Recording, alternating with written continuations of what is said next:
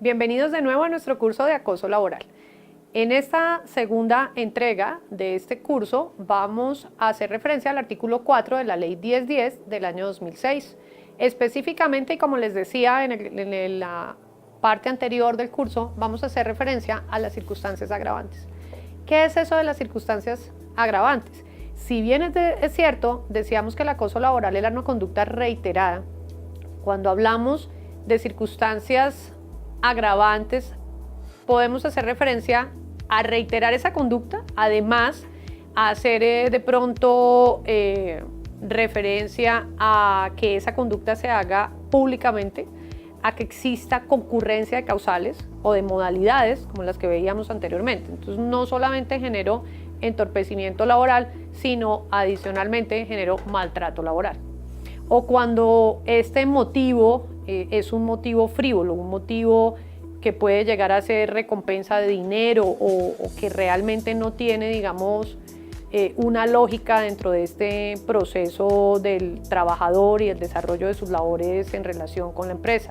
Cuando aprovecho circunstancias de jerarquía o aprovecho las circunstancias de tiempo, de modo, de lugar, cuando genero de manera deliberada ese daño psicológico al que hacíamos referencia en el curso anterior, donde deliberadamente genero que esta persona con este dolo quiero que efectivamente tenga mayor daño psicológico, que biológicamente afecte a este sujeto pasivo.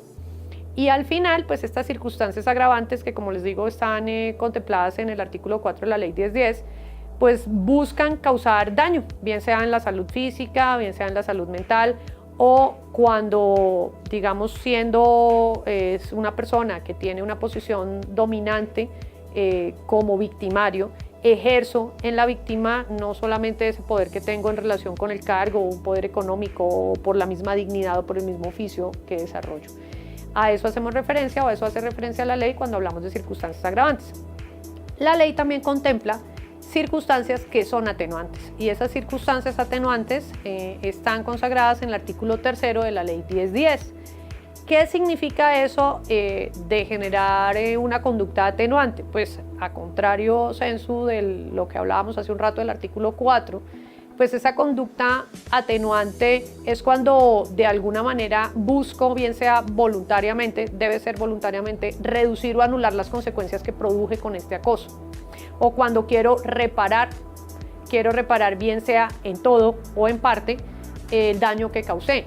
O cuando observo, digamos que he tenido una buena conducta anterior, no soy un acosador reiterado, nunca se me había presentado esa circunstancia, o cuando definitivamente sucedió porque me encontraba en alguna situación que básicamente pues lo hice porque me encontraba en una situación emocional determinada que generó que yo pudiera generar una conducta de la cual normalmente no soy, digamos, un victimario de acoso. Todas estas conductas son conductas que son atenuantes. Sin embargo, hay que tener en cuenta que cuando se trata de violencia sexual, el hecho de haber actuado en un estado de emoción o un estado de apasionamiento no es excusa ni sirve, digamos, como atenuante, no es excusa en este caso, y no se tiene en cuenta en caso de violencia contra la libertad sexual. ¿Qué no es acoso? Les decía en el curso anterior, si bien es cierto hay algunas circunstancias que pueden llegar a generar que se vea que la persona está siendo acosada, aunque no lo sea, porque también puede suceder que el trabajador sienta que está acosado porque le están haciendo exigencias reiteradas o porque iniciaron un proceso disciplinario en su contra, y no necesariamente estas circunstancias deben estar catalogadas como acoso laboral. Entonces es importante que tengamos en cuenta que no es acoso, que resulta que mi empleador ejerció actos de potestad disciplinaria frente a sus subalternos. No es acoso. Finalmente el trabajador ha suscrito un contrato laboral con ese empleador y dentro de ese contrato laboral ha adquirido una serie de obligaciones que debe cumplir, y para eso le están realizando el pago de una remuneración a cambio de esa labor que la persona está desarrollando. El hecho de que se le realicen exigencias razonables en relación con la lealtad empresarial o con actitudes de fidelidad frente a la empresa tampoco son circunstancias que sean acoso laboral, no lo son la exigencia de obligaciones. Si yo debo cumplir mi contrato y tengo unas obligaciones para las cuales fui contratado, pues debo cumplir con esos deberes o debo cumplir con esas prohibiciones que en nuestra legislación consagrada, colombiana están consagradas en el Código Sustantivo del Trabajo, y las podemos encontrar en el 57, en el 58, en el 59 y en el 60. Las exigencias que podamos hacer a los trabajadores, a reglamentos internos de trabajo, a manuales, a cláusulas de convivencia, a cláusulas en los contratos. Estos son exigencias que tampoco son acoso laboral. Recuerden que en el curso anterior veíamos que, si bien es cierto, debían ser, además de conductas reiteradas, debían ser unas conductas para que se catalogara como acoso laboral, conductas que no tenían un fundamento, pero en el caso de tenerlo, pues no sería acoso.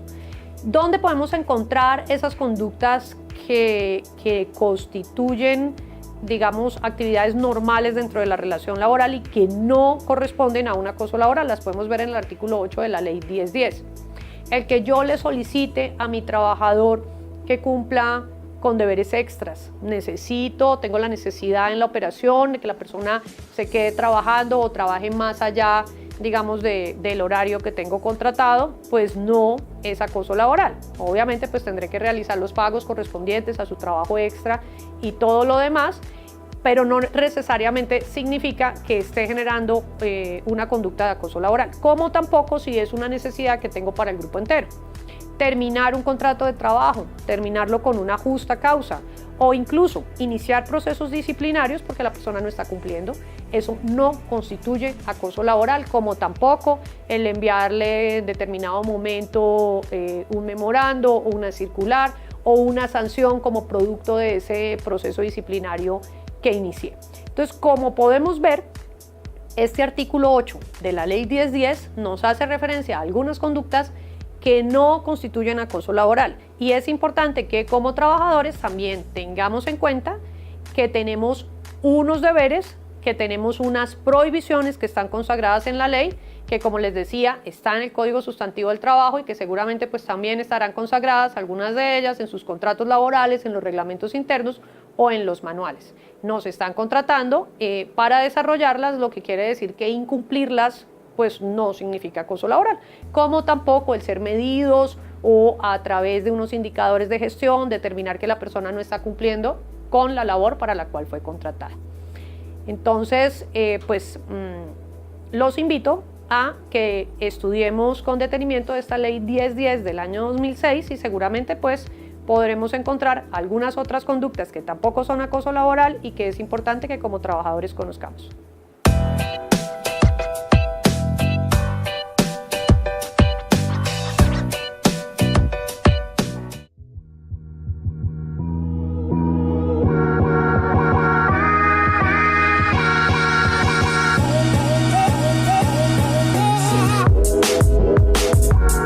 La estrategia de comunicación interna. Y para esto vamos a ir un poquito a cuál es la realidad de nuestras organizaciones.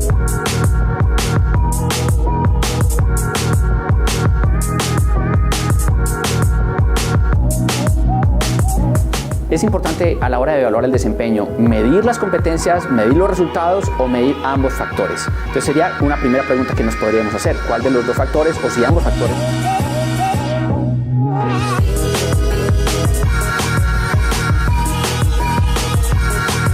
Conocer el marco legal, jurídico de Argentina en materia de relaciones sindicales, cuál es la mejor manera de generar una comunicación y un diálogo.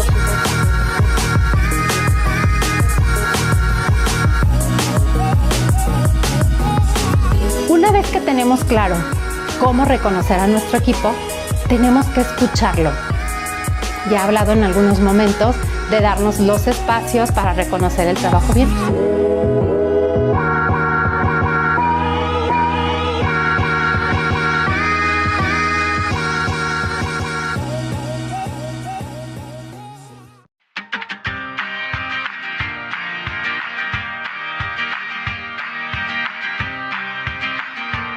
En el pasado hemos platicado un poco sobre los primeros puntos de contacto del empleado con la empresa en lo que llamamos la jornada del empleado. Ahora vamos a hablar de la segunda parte, cuando el empleado ya está dentro de la compañía y viene el momento en que vive dentro de la compañía.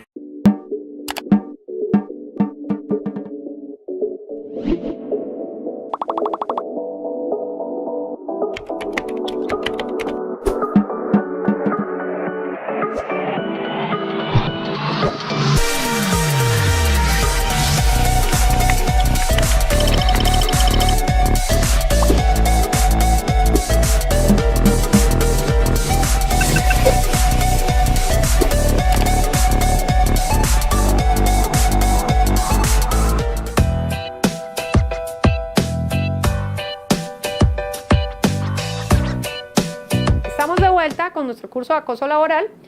Hace un rato hablábamos de esas conductas que no constituyen acoso laboral y también veíamos cuando hablábamos de la definición que debían ser conductas reiteradas.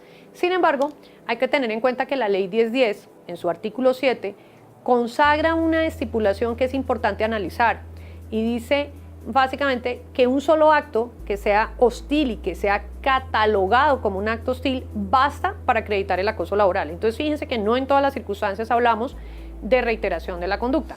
Obviamente, cuando hablamos de un acto hostil que baste para acreditar el acoso laboral, pues debe precisamente la gravedad de la conducta por sí sola debe tener esa capacidad de poder ofender al trabajador en relación con su dignidad humana, con la integridad física, con la libertad sexual, en términos generales con sus derechos fundamentales.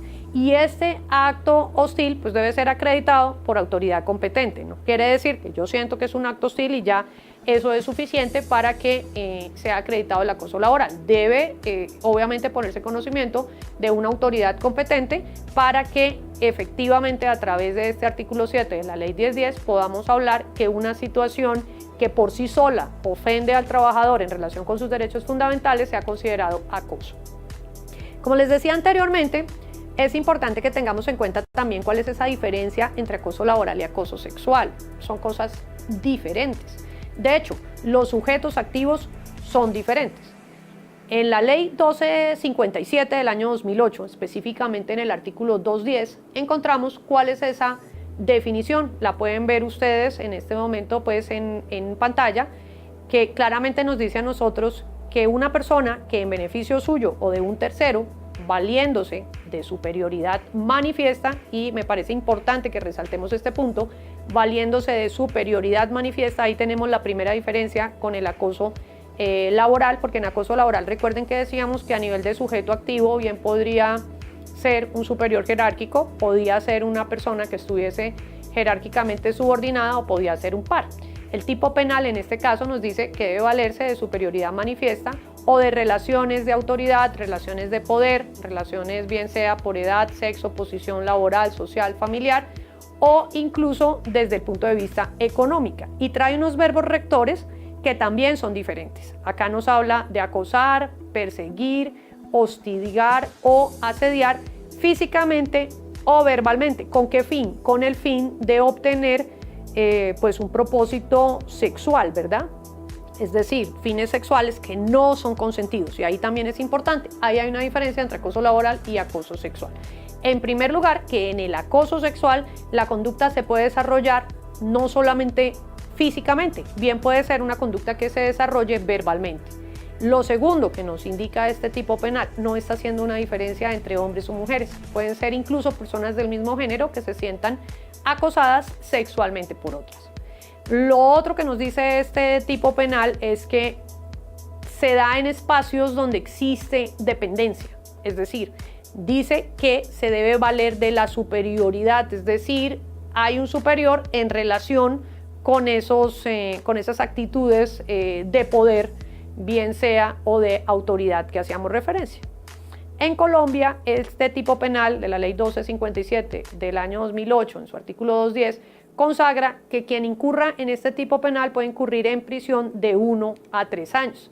Ahí vemos no solamente diferencias con la Ley 1010 en relación con los verbos rectores, como bien les decía, porque en el acoso laboral recuerden que los verbos y lo que buscaba básicamente el victimario, generar, digamos, en la víctima el poder infundir miedo, el generar intimidación, el generar terror, generar angustia, incluso causar perjuicio laboral. Si estoy acosando laboralmente a un trabajador, seguramente lo que quiero es que esa persona se vaya al trabajo, que renuncie, ¿cierto? En el caso del acoso sexual, seguramente no quiero que esa persona renuncie, porque lo que quiero es que precisamente pueda llegar a tener, digamos, unos fines sexuales, y pues va a ser mucho más fácil si la persona está cerca. Entonces, ahí hay una diferencia entre el acoso laboral y el acoso sexual. ¿Qué comportamientos son calificados como acoso sexual? Frente a eso, hay una investigación interesante de la OIT que se llama El acoso sexual en el trabajo y masculinidad. La encuentran ustedes, la pueden ver en la diapositiva que tenemos en este momento en pantalla, y hace referencia a actitudes que desde el punto de vista físico son violencia física, tocamientos, acercamientos innecesarios dentro del espacio laboral, que evidentemente no son consentidos. Es absolutamente diferente si la persona lo consiente, porque seguramente estaremos hablando de algunas relaciones sentimentales al interior de la organización. Pero cuando la persona es clara, que desde el punto de vista físico no quiere que generen este tipo de acercamientos o no quieren unos tocamientos innecesarios, pues definitivamente debemos tener en cuenta la voluntariedad de la persona o del compañero de trabajo que está diciendo no estoy de acuerdo con lo que estás haciendo. Desde el punto de vista verbal, ¿qué puede llegar a ser? Y nos lo dice la investigación a las que le hacía referencia a ustedes hace un rato. Comentarios que pueden llegar a ser sobre su orientación sexual, sobre su aspecto, el estilo de vida, incluso preguntas íntimas o llamadas al teléfono que puedan resultar ofensivas para quien las recibe.